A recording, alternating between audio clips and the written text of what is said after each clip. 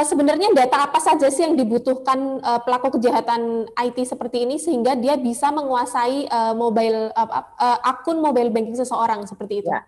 Kasus yang terjadi pada wartawan senior juga yang pemilik bintang grup bintang Indonesia ya waktu itu adalah begini. Awal tahun yang lalu beliau pergi ke luar negeri, ke Australia.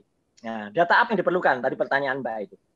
Sekarang kita ini disadari atau tidak, Mbak, Mas, dan semua yang mengikuti webinar kali ini, kita semua terkoneksi. Dulu sih enggak. Dulu kita kehilangan ATM nggak masalah, karena ATM tidak terkoneksi. Nah, sekarang kalau kita kehilangan handphone, otomatis handphone itu juga menjadi password bagi kita.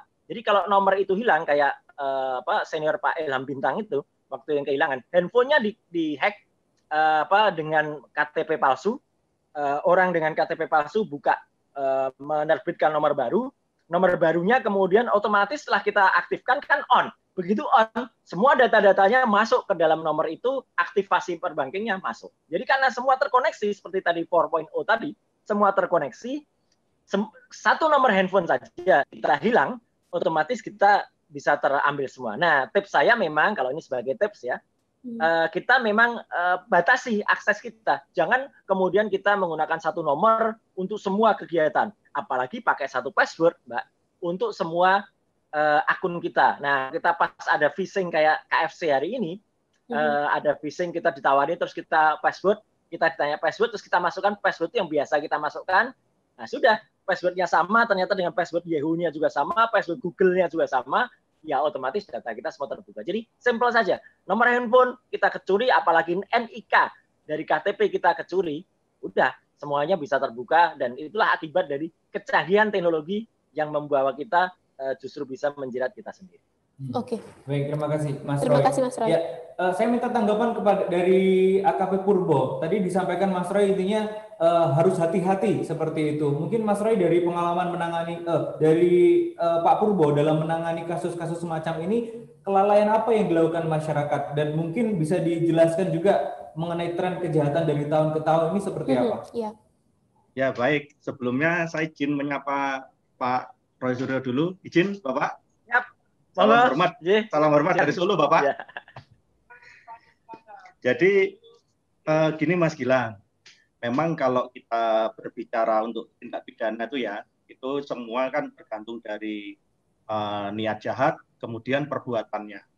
Nah, kalau dulu itu kan ada istilah, kalau kita kejahatan terjadi karena niat dan kesempatan.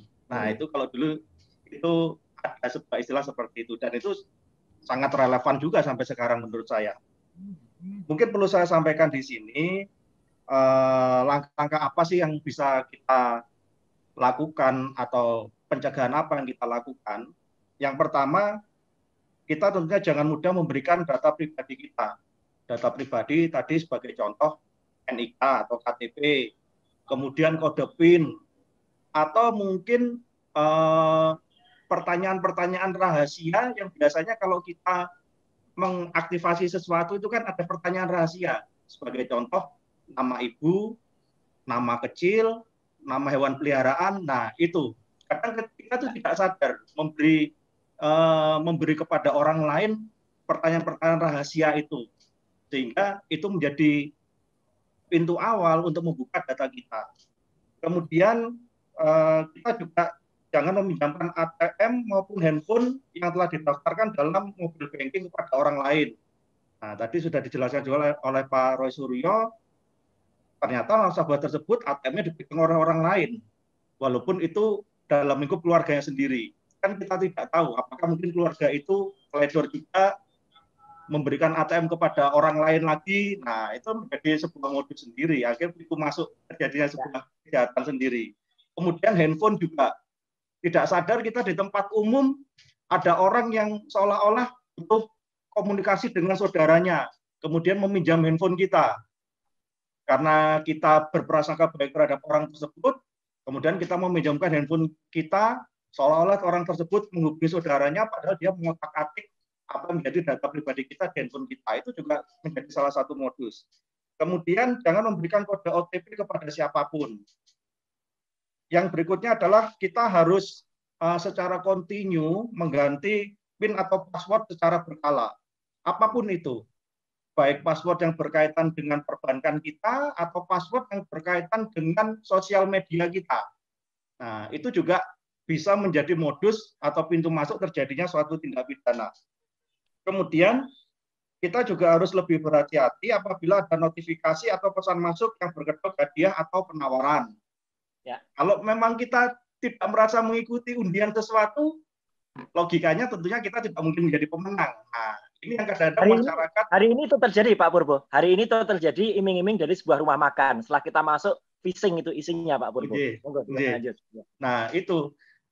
Jadi masyarakat tentunya harus hati-hati. Kalau merasa tidak mengikuti undian sesuatu, tentu tidak mungkin dia sebagai sebuah pemenang. Atau kalau misalnya dihubungi sebagai sebuah pemenang, bisa menghubungi aparat kepolisian terlebih dahulu untuk mengecek apakah benar adanya undian seperti ini. Nah, nanti kan akan ditindaklanjuti untuk cari kebenarannya. Kemudian laporkan segala bentuk penipuan kepada pihak yang berwajib.